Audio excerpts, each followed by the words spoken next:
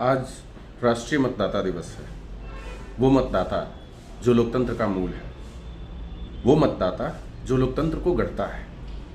लेकिन क्या हमारे देश में वास्तव में मतदाता लोकतंत्र को गढ़ पाता है?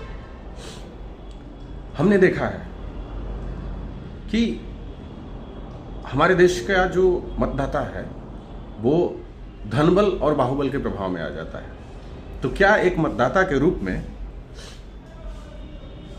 वो अपने कर्तव्यों का सम्यक निर्वहन कर पाता है?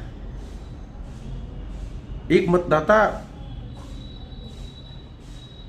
जागरूक होना चाहिए, जो किसी भी प्रकार के धनबल या बाहुबल के डर, भय या दबाव में न आए।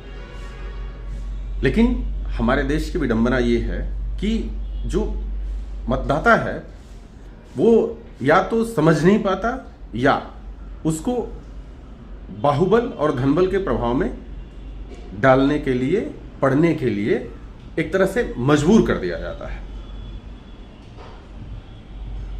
उस मतदाता को सशक्त बनाने का जिम्मा इस देश की एक संस्था के पास है, जिसको चुनाव आयोग कहते हैं।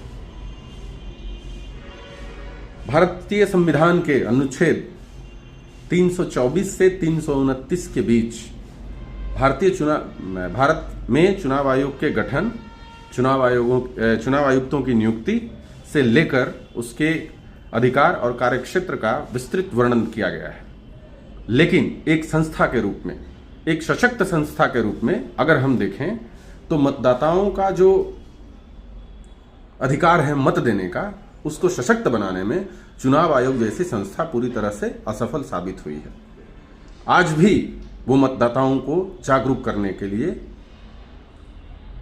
बड़े बड़े पोस्टर्स तो लगा देती है, लेकिन धरातल पर धनबल और बाहुबल के प्रभाव को कैसे कम किया जाए, इसके लिए कोई विशेष कार्य करती वो संस्था नजर नहीं आती है। जैसे गांव को, शहरों को खुले में शौच मुक्त बनाने के लिए सरकार ने अथक प्रयास किए और बहुत हद तक इसको नियंत्रित किया है। शौचालय बनवाने से लेकर बैनरिंग, पोस्टरिंग करने तक, लोगों के घर घर जाकर अधिकारियों द्वारा समझाने तक की जो व्यवस्था थी, जिसकी वजह से एक बड़े स्तर पर जो खुले में शौच था उसमें कमी आई। इस तरह का प्रयास मतदाता को सशक्त बनाने के लिए, जागरूक बनाने के लिए, ताकि वो धनबल और बाहुबल के प्रभाव में न आए, धर्म और जाति पर स्थिर होकर वोट न करे, इसके लिए चुनाव आयोग ने अभी तक मुझे नहीं लगता है कि कोई सार्थक प्रयास किया है। इस पर आप भी विचार करिए।